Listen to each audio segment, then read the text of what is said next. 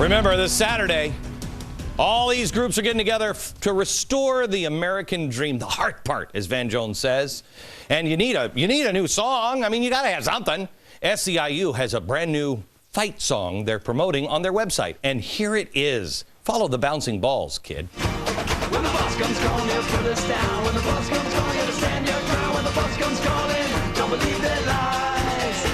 When the boss comes calling, he'll take his toll. When the boss comes calling, don't sell your soul. When the boss comes calling, we gotta organize. Let them know we gotta take the bastards down. Let them know we gotta smash them to the ground. Let them know we gotta take the bastards down. Oh, it is so sweet. Now, I can understand why SEIU saw this song and immediately said, this fits us. It's exactly what their unions have been practicing all along, and the media has refused to look at. Can you imagine a Tea Party having that song? No. The unions have a long history of violence, and they've been adding to it almost by the minute. I want you to look at these clips and tell me, who's standing with the unions in Wisconsin? If you're standing with these people in Wisconsin, who are you, and what is it you stand for? Watch. Please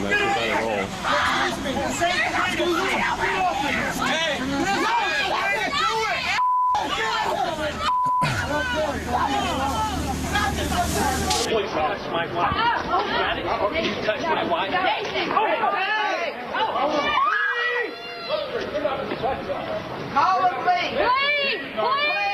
You're uneducated, unethical, immoral, and you don't know what life is.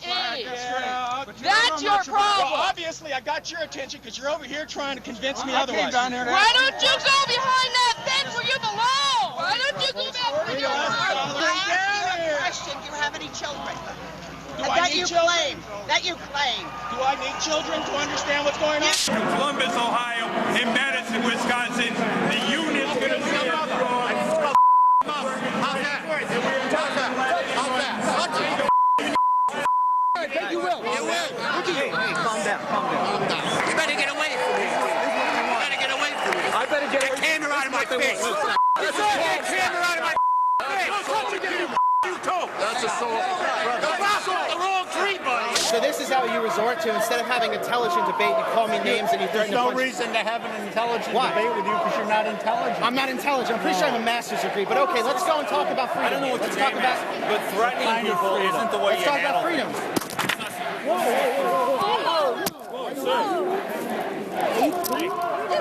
Personal property? Is that what you do, son? Are you taping me? Yeah, we are taping you. You're on a public event. What about these?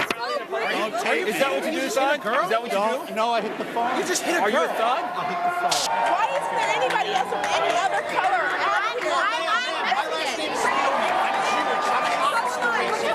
And I will say right now, you are a bad Jew. What? You are a bad Jew. I'm the bad Jew. How? Do Do you support Israel? Question. Generally, yes. When they're not being Yes, okay. It's okay, Dave. This, what you are doing, is not healing the world. We're in trouble, America. During the Tea Party rallies, the media practically turned into the TSA. They looked for violence with scanners, metal detectors, pat-downs, crotch grabs. They did everything. And when they didn't find anything, they just settled on calling people racists. And even after the continued pattern of violence from the union, other cable news hosts are now actually encouraging people to sign up to be in the unions.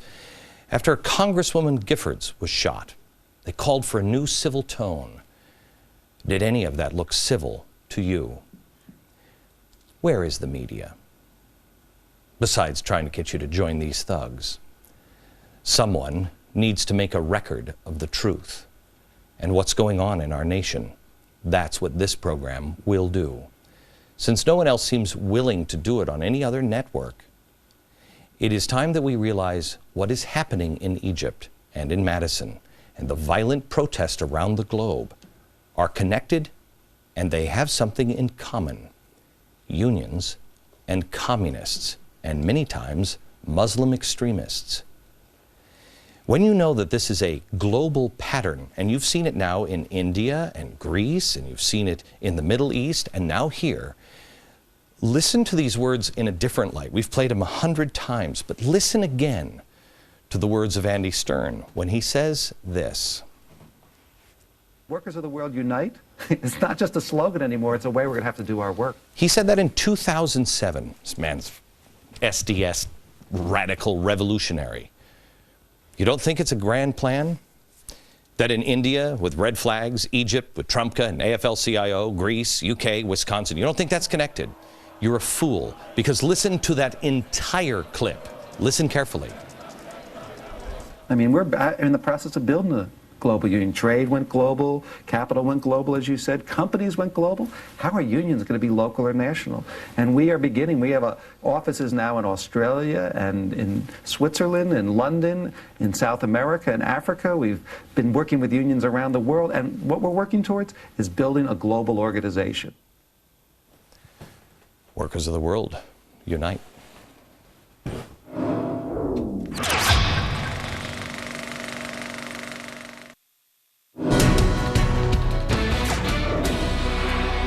We have been focusing on all the chaos taking place all around the world, which is frightening, and I ask you to prepare because your world is about to change overnight. But there is some good news that I want to share with you. Somebody finally asked George Soros some tough questions. Well, okay, not exactly. It was CNN and the host, Fareed Zakaria, that asked. Watch. You say revolutions usually start with enthusiasm but end in tears. That's right. So, and there are many cases where these things start off well and then the military reasserts control or there's some kind of total dysfunction. Yes, spooky dude. That was intense. I had to towel off the first time I saw that. I was like, whew, I was almost waterboarding there.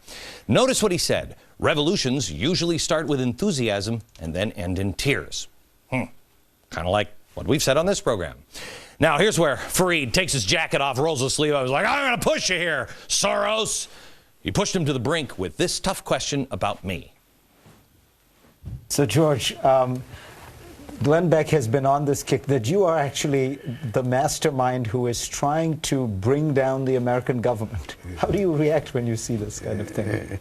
Well, I would be amused if people saw the joke in it.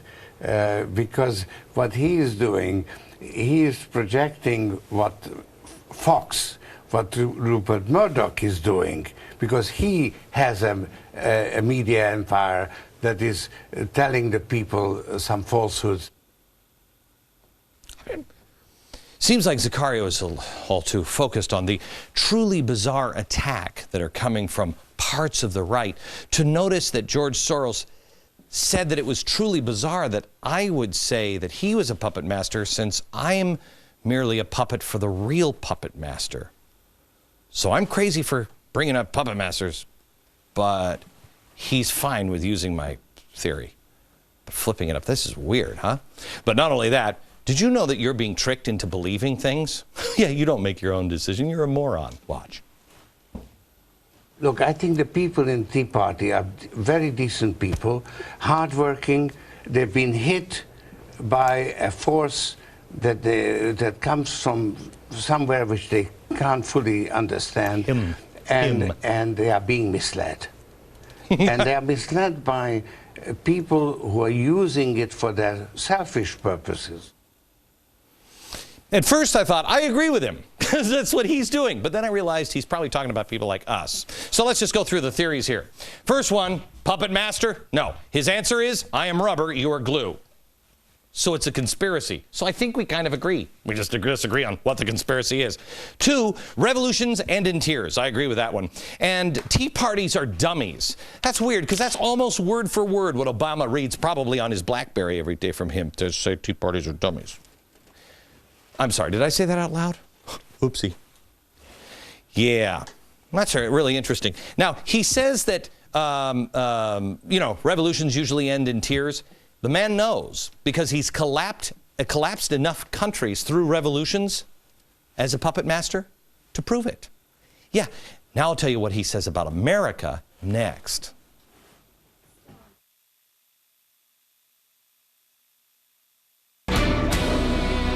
It's a good day, banner day of the Glenn Beck program. We confirmed in George Soros' own words that he is not the puppet master. No, Rupert Murdoch is. Definitely not him. Then he said revolutions usually end in tears. Then he went on to say, almost word for word, what Obama says about the Tea Parties. You know, that they're decent people, the hard part. But they just don't realize they're being used for money because they're dummies.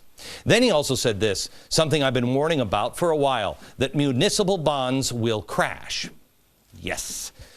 This is also something we talked about a few weeks ago. Interest rates will skyrocket. What does Spooky Dude think? Watch. Do you foresee a rise in interest rates in the United States which will kill growth? That's right. Kill. Do you think that there's danger of state or municipal defaults? There will be fear of it, and there will be defaults, yes. Oh boy, Spooky Dude. Spooky Dude. How did you get so very spooky? Obama and Soros say the same thing on Tea Partiers. You're dumb, but he feels bad for you because you're really a nice person. Soros believes in a puppet master, just not him. He believes in interest rates skyrocketing, same as me. Municipal bonds defaulting, same as me. It's almost like he was, were you reaching out to me, George? Were you? Because you can come on this show for a whole hour. I'd love to talk to you. Come on, Spooky Dude.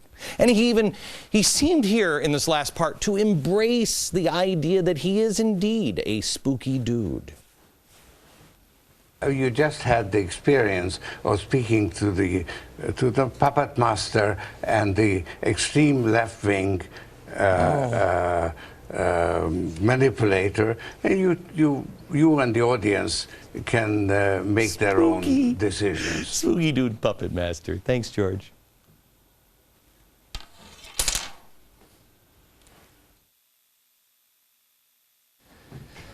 Tomorrow night, a show that I think is going to lift your spirits at a time when this nation needs it. A very different program with a group of people I consider friends.